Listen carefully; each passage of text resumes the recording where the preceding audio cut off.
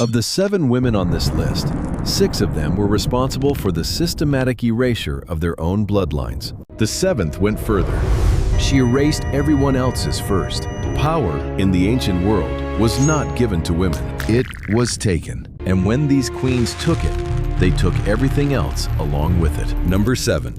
Roxana of Macedon. The Bactrian bride who burned the world, Alexander left behind. 323 BCE. The Macedonian Empire. She was a war prize who became a queen. Roxana of Bactria, captured territory made flesh, was handed to Alexander the Great as a political gesture wrapped in silk. When Alexander died in Babylon in 323 BCE, she was pregnant, grieving, and surrounded by wolves in human clothing. Every one of Alexander's generals wanted the throne. Every one of them needed her unborn child gone. She moved first. Statera II, Alexander's Persian queen, his other wife, the one with the older bloodline and the better claim, received an invitation. A letter written in Alexander's name, forged in Roxana's hand. Statera arrived. She did not leave. Roxana had her eliminated. The body dropped into an unmarked well. Her sister followed. The letters were destroyed. No witnesses remained standing. She bought her son 4 years on the Macedonian throne. 4 years. That's all the ancient world would allow a foreign woman to purchase with 2 lives and a forged signature. When Cassander finally cornered them, Roxana and young Alexander IV, they met their end quietly in a Macedonian prison. No ceremony. No record of exactly how. A woman who forged a king's signature to survive the king's death. History barely remembers her name. The well remembers everything. Number 6.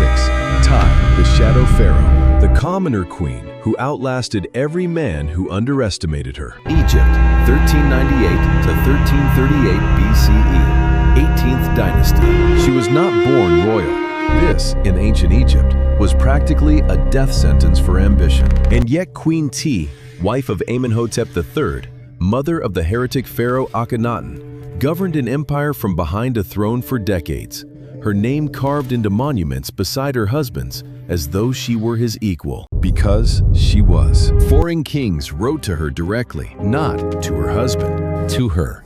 The Amarna letters, diplomatic correspondence between Egypt and the kingdoms of Mitanni, Babylon, Assyria, contained messages specifically addressed to Tiye. One king of Mitanni wrote that he had discussed matters with her father and trusted her word above all others. She outlived Amenhotep III. She watched her son Akhenaten dissolve Egypt's entire religious infrastructure, erase the god Amun, and dragged the empire into theological civil war. Historians argue whether she approved, enabled, or simply watched. The macabre detail is this: we found her. After millennia of debate, DNA analysis in 2010 identified a mummy known only as the Elder Lady as Queen Tiye. She was found in her son's tomb, not her husband's, not her own. Tucked into a room of Akhenaten's House of Eternity, a lock of her hair had been kept in a miniature coffin inside Tutankhamun's burial chamber. Her grandson, who may have been born of incest, who died young, who left no heirs. The matriarch of the most catastrophic royal dynasty in Egyptian history. A woman who commanded kings from foreign lands. Found, at the end of it all, sleeping in her son's room. Power without legacy is just furniture in someone else's house. Number 5. Athaliah of Judah. The queen who eliminated her own grandchildren to keep the crown. Kingdom of Judah, 841 to 835 BCE. 6 years. That's how long Athaliah ruled Judah as its sole monarch. The only woman to ever do so. 6 years, during which, by the account of the Book of Kings, she had systematically cut down every member of the royal house of David, including her own grandchildren. When her son, King Ahaziah, met his end at the hands of Jehu during a military coup, Athaliah did not grieve. She calculated. She understood immediately that every surviving male of the royal bloodline was a potential usurper, a potential death sentence for her. So she removed them from the board, all of them. The palace ran red. Servants fled. Priests hid their faces. One child survived. An infant named Joash, smuggled out by his aunt Jehosheba, hidden in the temple of God for 6 years while his grandmother ruled the kingdom above him, never knowing he breathed. 6 years of absolute power. 6 years of building. 6 years of Athaliah believing she had been thorough. Then the priest Jehoiada revealed the child. The temple guards gathered. The boy was crowned. Athaliah heard the noise. She came to see. She saw the king, the 7-year-old king, alive. She tore her robes. She screamed, "Treason!" She had no one left. They dragged her out of the temple to spare it from the uncleanness of her end. Cut her down at the horse gate. A woman who eliminated every heir she could find. Undone by the one infant she missed. The one room she didn't check. Number 4. Zetian, China's only empress regnant. The concubine who buried an entire dynasty and built her own on top. Tang Dynasty, China. 655 to 705 CE. Before we discuss the infant, understand the architecture of what she built. Zetian entered the imperial court as a concubine at age 14. She clawed, seduced, strategized, and positioned herself across 2 emperors, father and son, until she became empress consort, then regent. Then in 690 CE, something no Chinese woman had ever been, and no Chinese woman would ever be again. Emperor, not empress consort, not regent, emperor. She renamed the dynasty. She founded her own. It lasted 15 years. Now, the infant. This is the detail that history cannot sanitize. Zetian had a daughter. The infant died, smothered, according to Tang chroniclers, in the imperial chambers. Zetian immediately accused Empress Wang, her primary rival for the emperor's affection, of the act. Wang was investigated, degraded, stripped of her title, imprisoned, then eliminated. Historians have debated for 13 centuries whether Zetian arranged her own daughter's end to destroy Wang. The evidence is circumstantial. The result was not. She also had her son, the crown prince, removed from succession when he grew inconvenient, had a nephew's tongue cut out for mocking her, maintained a secret police network that made political dissent functionally suicidal, had officials she suspected of conspiracy brought to her personally for interrogation. She died in bed at approximately 80 years old, having outlived her enemies, her rivals, 2 emperors, and an entire dynasty she deemed insufficient. The only woman in 4,000 years of Chinese imperial history to rule in her own name. She did not get there by accident. Number 3. Livia Drusilla, the Empress of Rome who needed no title. Augustus's wife, the most dangerous woman in the history of the Republic. Roman Empire, 58 BCE to 29 CE. She held no official power. She had no throne. Roman law did not permit women to hold political office. She simply stood beside Augustus Caesar for 52 years and watched every potential heir to the empire meet their end before they could inherit it. Marcellus, Augustus's nephew, beloved, groomed for succession, dead at 20. Fever. Gaius Caesar, Augustus's adopted grandson, dead at 23. Battle wounds that lingered. Lucius Caesar, Gaius's brother, dead at 19. Sudden illness. 3 heirs. 3 natural deaths. All in 12 years.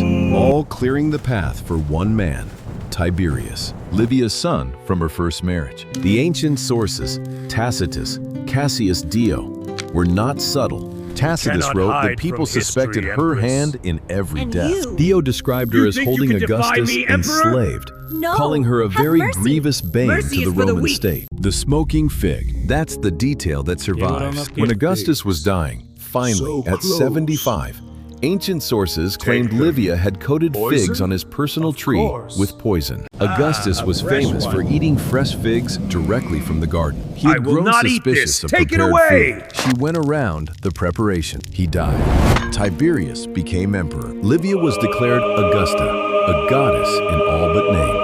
Then Tiberius, the son she had spent 50 years positioning onto the throne, refused to speak to her. Had her funeral honors stripped, left Rome. A woman who may have removed 3 heirs to place her son on the throne. Her son couldn't stand to be in the same city.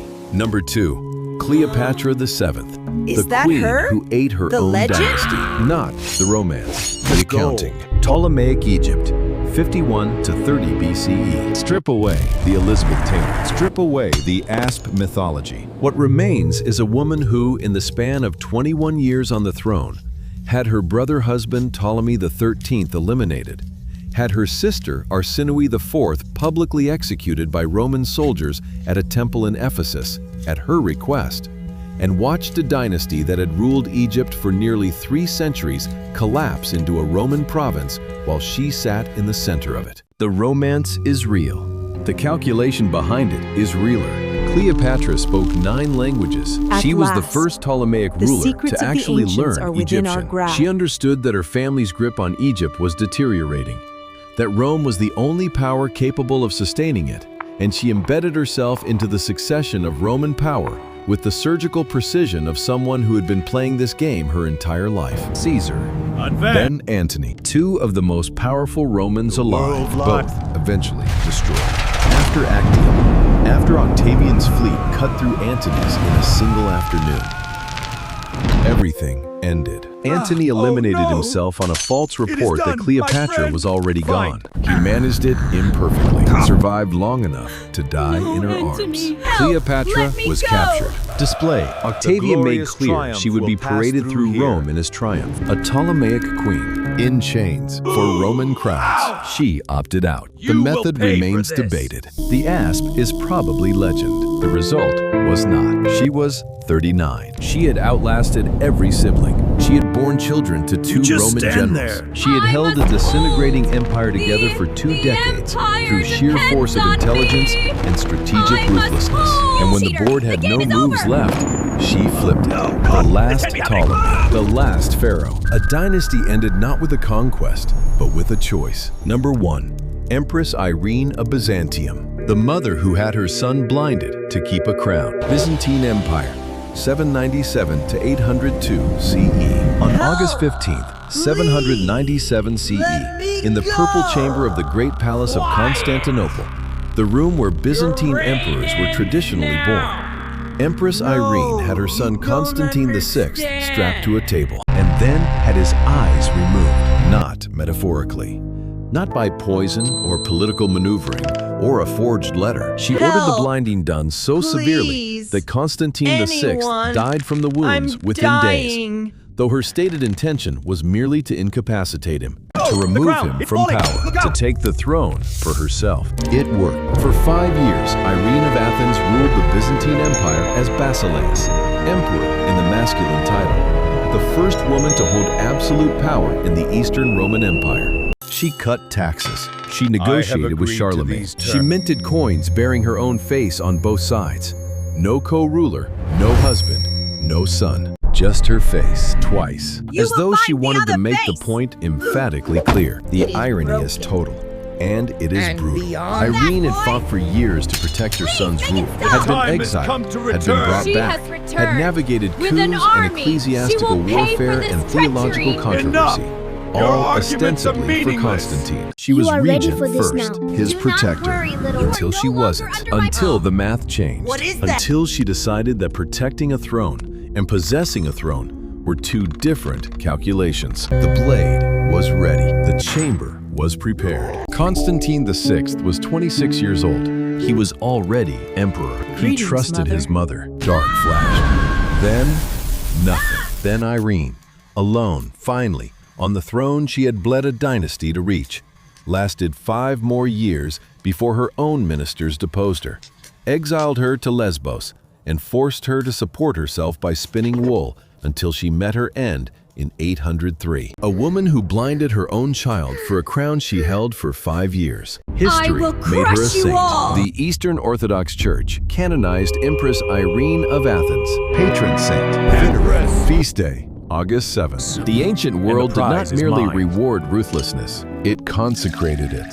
These women did not stumble into power, they excavated it with whatever tools the ancient world left within reach. They were products of systems designed to destroy them. Some became monsters. Some were already monsters before the systems got involved. The line between survival and evil in the ancient world was thinner than the blade that usually decided it. History remembers the victors. It just doesn't always specify what they had to become to win.